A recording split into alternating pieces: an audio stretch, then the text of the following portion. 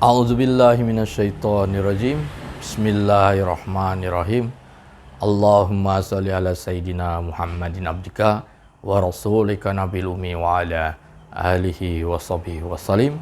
Assalamualaikum warahmatullahi wabarakatuh. Berjumpa lagi dalam tayangan Mahkamah TV. Kali ini kita membahas tentang Mu'tazilah dan Renaissance. Di zaman hari ini, paham Mu'tazilah memiliki kembali banyak pengikut. Banyak orang yang membenarkan tentang manhaj Mu'tazilah yang dianggap seolah-olah tidak merupakan sebuah kesesatan. Karena apa? Sejak era modernisme ini merebak, umat Islam seolah-olah merasa ketertinggalan itu adalah dengan kembali harus mengikut manhaj Mu'tazilah. Karena di zaman dulu, ketika era Mu'tazilah itu berkembang pesat, maka seiring itu pula sains Islam membahana. Jadi sains Islam itu adalah sebelum era Renaissance. Jadi masuknya filsafat itulah yang mempengaruhi Mu'tazilah dan kemudian melahirkan sains Islam. Nah, jadi ketika itu Cordoba, Baghdad, dan kota-kota besar dalam Islam itu menjadi sentral peradaban dunia di zaman itu. Jadi pada era Mu'tazilah pula ada dua perpustakaan besar yang menjadi pusat sentral buku-buku di dunia. Di Baghdad muncul yang namanya Bait al-Hikmah. Ribuan buku-buku filsafat dikoleksi di perpustakaan tersebut. Bait al-Hikmah ini kemudian dihancurkan oleh pasukan Mongol. Nah, seiring di zaman itu juga muncul juga di Cordoba sebuah perpustakaan besar, Madinatul Az-Zahra. Nah, puing-puingnya sekarang masih ada, yang itu juga dihancurkan kemudian oleh pasukan Kristen ketika mereka merebut Cordoba. Nah,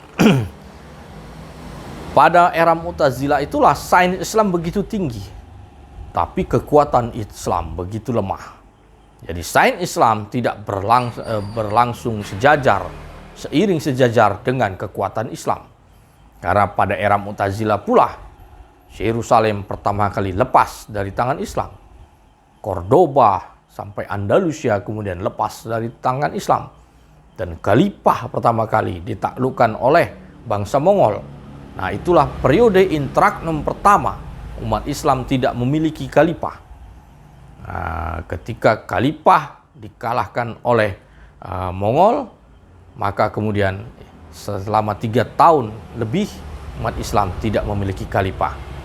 Nah, itu seiring dengan hebatnya sains Islam. Baik, Bapak Ibu sekalian, pada era Mu'tazilah ini kita harus melihat ada sebuah tragedi besar dalam persoalan akidah. Nah, maka kita harus lihat tentang tragedi Al-Mihnah. Apa itu Al-Mihnah? Inilah ujian ketauhidan. Jadi, paham Mu'tazilah ini dianut oleh beberapa khalifah Abbasiyah ketika itu. Ada Al-Ma'mun, Al-Ma'mur, dan lain-lain yang mereka menerapkan ujian ketauhidan kepada seluruh ulama. Nah, jadi seluruh ulama harus mengakui dan harus ikut dan mau menyatakan bahwa Al-Quran adalah makhluk. Nah, jadi disinilah kemudian terjadi pertentangan-pertentangan oleh ulama-ulama yang tidak bersetuju dengan paham Mu'tazilah. Ulama-ulama sufi, mutakalimun, ahli hadis, dan lain-lainnya. Nah, yang paling terkenal adalah kisah Imam Ahmad bin Hambal. Imam Ahmad bin Hambal lebih memilih mendekam di penjara selama beberapa tahun ketimbang dia harus mengakui bahwa Al-Quran adalah makhluk. Kemudian sekilas kita juga sempat mendengar kisah Imam Syafi'i. Walaupun dalam beberapa literasi menganggap itu bukan Imam Syafi'i. Nah, jadi kita anggaplah itu Imam Syafi'i pada suatu ketika dia dipanggil untuk mengikuti ujian ketauhidan. Nah, jadi Imam Syafi'i kemudian menjawab ketika ditanya, apakah engkau setuju Al-Quran adalah makhluk? Imam Syafi'i dengan tegas mengatakan itu adalah makhluk. Jadi Imam Syafi'i pun kemudian terbebas dari hukuman ketika sudah mengatakan Al-Quran itu makhluk. Sampai di majelisnya murid-muridnya berprotes. Mengapa engkau guru mengatakan Al-Quran itu makhluk? Saya tidak mengatakan Al-Quran makhluk. Saya mengatakan itu adalah makhluk. Yang saya katakan itu adalah makhluk adalah jari saya. Jadi begitulah cara untuk bersiasah, untuk bisa lepas dari ujian ketauhidan al-mihnah yang dulu diterapkan oleh Mu'tazilah yang kemudian diadopsi oleh beberapa khalifah. Nah, kemudian Imam Ahmad bin Hanbal lebih memilih dia untuk dicambuk dan dikurung dalam tahanan penjara ketimbang dia harus mengakui Al-Quran itu makhluk. Nah, apa yang dimaksud dengan Al-Quran itu makhluk? Jadi selain Allah Subhanahu wa taala, maka semuanya itu dianggap makhluk. Artinya sesuatu yang baru, ciptaan. Jadi selain Allah Subhanahu wa taala, maka semuanya dianggap makhluk.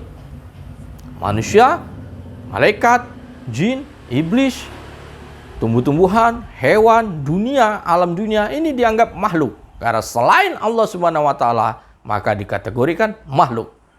Nah, keperdebatan kemudian berlangsung. Bagaimana dengan Al-Quran? Mu'tazilah dengan paham rasionalitasnya menganggap Al-Quran itu adalah baru, hadits. Artinya dia diciptakan. Dia huduts.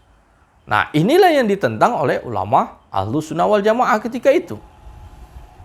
Karena ketika kita mengatakan Al-Quran itu adalah makhluk, maka sama saja kita menganggap Allah Subhanahu wa taala itu lemah. Karena kita menilai bahwa Allah Subhanahu wa taala seolah-olah tidak mengetahui terhadap ciptaannya, tidak mengetahui terhadap apa yang berlangsung dalam alam dunia. Nah, itulah kategori mengapa Al-Quran itu bukan makhluk. Ulama telah bersepakat bahwa Al-Quran itu adalah qadim, sama dengan qadimnya Allah Subhanahu wa taala. Maka dari situlah pertentangan ulama terhadap paham Mu'tazilah. Maka kita bisa melihat kemudian kisah Imam Asy'ari yang dulu adalah pengikut Mu'tazilah, kemudian melepaskan dirinya dari jubah Mu'tazilah. Ketika dia berkhutbah, dia melepaskan jubahnya dengan mengatakan bahwa mulai hari ini saya bukan i'tazili, artinya bukan pengikut Mu'tazilah. Dari situ Imam Asy'ari selepas dia berjumpa dengan Sayyidina Rasulullah SAW dalam mimpinya, maka dia kemudian meluruskan kembali akidah agar umat Islam bisa mengikut kepada akidah Ahlus Sunnah wal Jamaah. Akidah yang diajarkan oleh Sayyidina Rasulullah SAW, para sahabat, tabi'in dan tabi'in. Bukan akidah yang dibengkokkan. Kemudian ada Imam Maturidi disamarkan dan lain-lainnya. Karena paham Mu'tazilah ini banyak terpengaruh dan terpapar oleh pengajaran filsafat. Nah, filsafat mendudukkan bahwa segala sesuatunya adalah perbuatan manusia, bukan perbuatan Allah. Nah, inilah yang menjadi pertentangan besar dialektika tersebut. Karena Mu'tazilah meyakini bahwa apa yang berlangsung di alam dunia ini adalah karena mandat Allah Subhanahu wa taala kepada manusia. Manusia sudah diberikan akal. Jadi hasil resume akal itulah manusia kemudian diberikan kewenangan untuk mengatur alam dunia. Jadi kita bisa melihat bagaimana pengajaran Al-Farabi, Ibnu Sina, Al-Kindi dan lain-lainnya, tokoh-tokoh besar dalam Mu'tazilah yang satu sisi juga mereka seorang saintis yang sangat luar biasa, tapi dalam pengajaran akidah mereka menganggap bahwa Allah dianggap sebagai hanya pembuat di awal. Inilah yang menyalahi terhadap akidah oleh ulama-ulama Ahlus Sunnah wal Jamaah pada masa itu. Kita bisa melihat bagaimana defense-nya Imam Al-Ghazali dalam kitabnya Tahafut Al-Falasifah. Beliau menjelaskan bahwa segala sesuatu adalah perbuatan Allah, bukan perbuatan manusia. Imam Al-Ghazali menjelaskan tentang bagaimana sifat air dan sifat api ketika berjumpa, maka melahirkan yang namanya uap. Bagi kaum Mu'tazilah, uap itulah dianggap sebuah sains, hasil perbuatan manusia.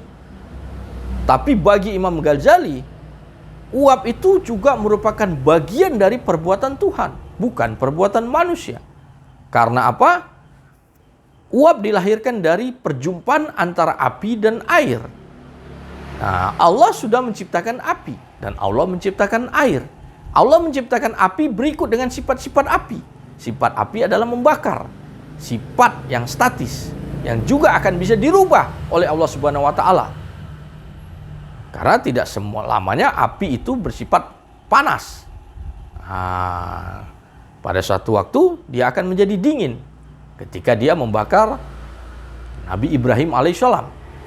Tapi Allah juga menciptakan air. Sifat air adalah cair, zatnya cair. Sifatnya jika dia berjumpa dengan api maka dia akan mendidih.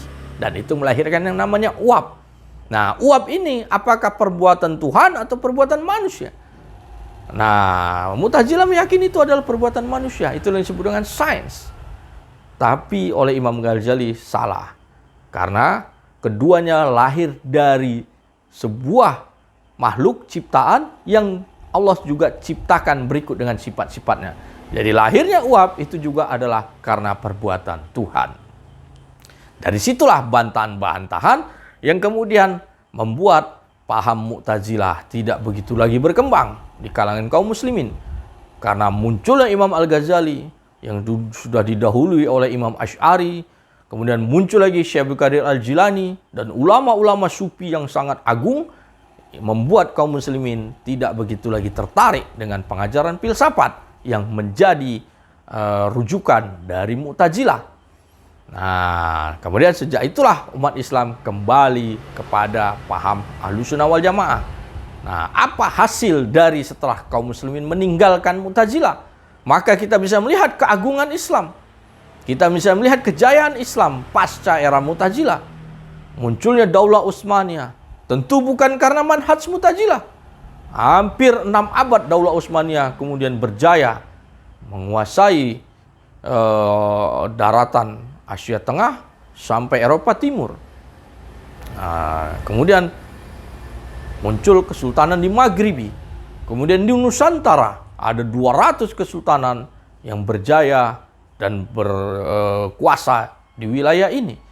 Tentu itu bukan karena manhaj Mu'tazilah. Kemudian ada kesultanan Mughul yang perkasa di Asia Tengah.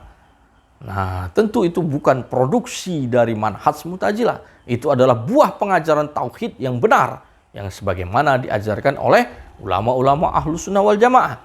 Nah, pasca Mu'tazilah itu kemudian tidak begitu diminati oleh kaum muslimin, maka kaum muslimin banyak kembali kepada paham tasawuf. Bagaimana menggunakan tasawuf untuk jalan menuju tauhid. Nah, alhasil sufi berkembang di mana-mana dan kemudian menjadi besar. Nah, filsafat yang dulu diadopsi dan dirujuk oleh Mu'tazilah, ini kemudian diambil oleh orang-orang Eropa. Dari Cordoba mereka mendapatkan buku-buku filsafat yang dulu diadopsi oleh kalangan Mu'tazilah. Jadi hasil penemuan Al-Kindi, hasil penemuan-penemuan para saintis era Mu'tazilah itu kemudian diteruskan oleh orang-orang Eropa. Maka kita bisa melihat Thomas Aquinas, dia merujuk pada Al-Farabi. Kemudian kita bisa melihat Grotius, juga merujuk kepada kitabnya Al-Farabi. Kita bisa melihat Kopernikus, Galileo Galilei, dan para saintis-saintis era Renaissance, dan mereka mulai berpikir tentang filsafat. Maka mereka banyak merujuk dari ulama-ulama Mu'tazilah ketika itu. Maka pasca era Mu'tazilah, inilah yang kemudian mendengungkan Renaissance di Eropa. Nah, masa Renaissance, paham filsafat ini sangat diperlukan. Karena orang-orang Eropa ketika itu terjerambab pada dogma gereja Roma. Bahwa seolah-olah gereja adalah bentuk penerjemah tunggal terhadap wahyu yang sumbernya dari kitab.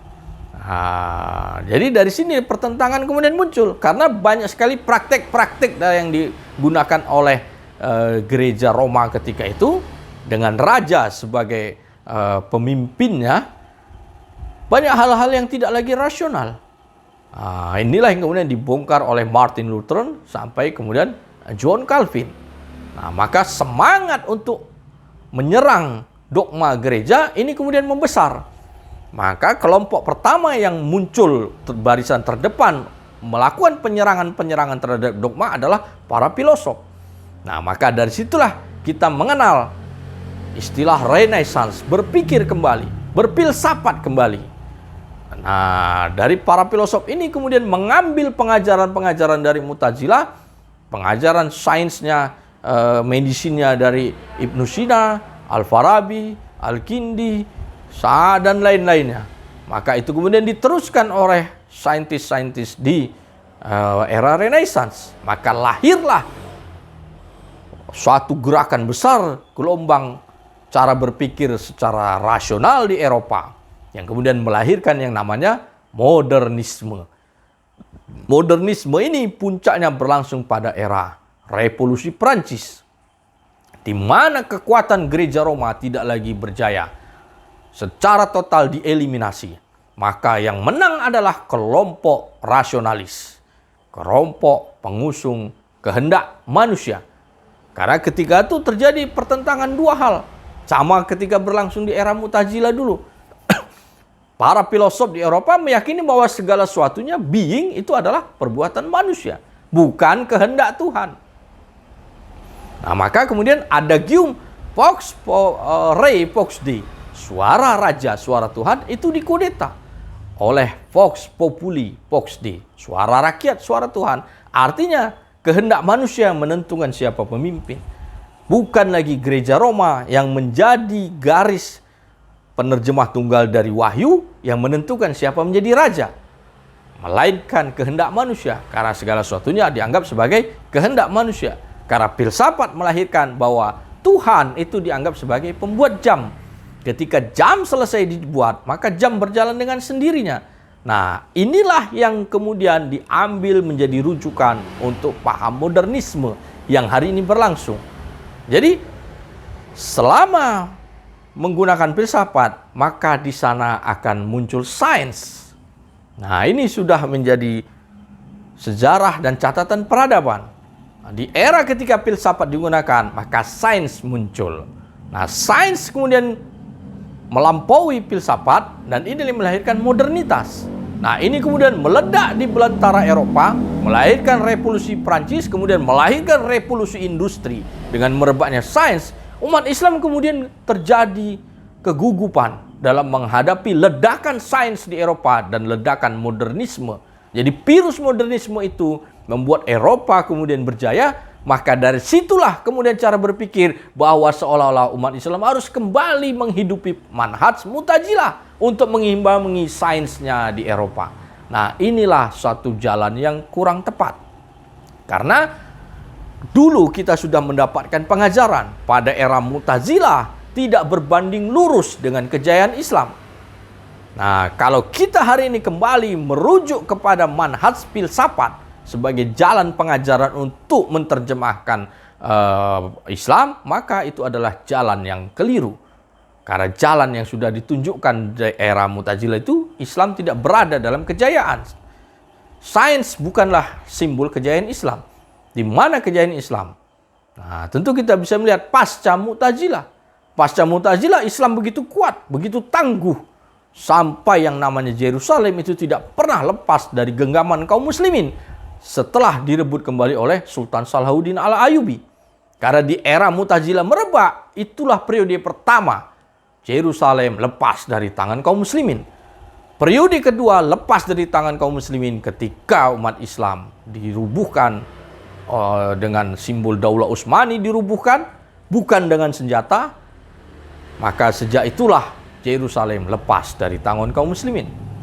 Karena ada adagium, siapa yang menguasai Yerusalem, maka dia adalah penguasa dunia. Nah, dari setelah era pasca Mu'tazilah, Yerusalem berada dalam genggaman Islam sampai kemudian periode Utsmaniyah dikudeta. Nah, bagaimana Utsmaniyah dikudeta? Tentu pengaruh rasionalisme yang kembali masuk ke belantara Islam.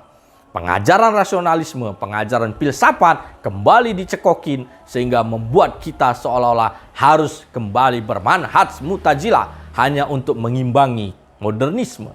Padahal Imam Al-Ghazali, Syekh Abdul Qadir Al-Jilani, dan ulama-ulama ahlu sunnah wal jamaah sudah menunjukkan jalannya agar kita bisa terjerambab keluar dari modernitas ini. Mereka bukan menjadi Mu'tazilah, tapi mereka kembali back to tauhidullah dengan akidah yang benar. Nah, maka dari situ kita harus meyakini bahwa segala sesuatunya, kudrah dan irada, itu adalah perbuatan Allah Subhanahu wa Ta'ala. Karena dengan kita meyakini manhaj Mu'tazilah, apis, filsafat, pengajaran modernisme, menganggap segala sesuatunya ini adalah kehendak manusia, inilah kekalahan. Nah, disinilah kelumpuhan yang diderita kaum muslimin. Sehingga penyebabnya adalah dengan mengikut manhaj modernitas yang diajarkan oleh filsafat, manusia seolah-olah berhak membuat hukum sendiri, manusia seolah-olah berhak mengatur perdagangan, seolah-olah berhak mengatur pola kekuasaan. Ujungnya adalah kehancuran sistematika peradaban manusia. Nah, ini yang disebut oleh Nietzsche sebagai nihilisme. Nah, dengan di dalamnya ketika kita berada di situ, umat Islam tidak berada dalam kemenangan, melainkan terus dirundung kekalahan. Maka jalan kita kembali adalah kembalinya akidah yang lurus. Kita tidak bisa mentolerir tentang rasionalisme sebagai pondasi, sebagaimana yang didengungkan oleh modernitas yang diambil dari Renaissance. Kita tidak bisa mentolerir bahwa akal adalah sumber dari segala sumber hukum, melainkan harusnya wahyu. Imam Al-Ghazali dalam kitabnya Kimiyatul Al-Sa'adah sudah mendudukkan bagaimana kedudukan akal. Akal itu adalah seperti wazir dalam sebuah kerajaan. Raja adalah kolbu. Nafsu syahwati ini adalah prajurit. Nah, era rasionalitas mendudukkan akal itu sebagai raja.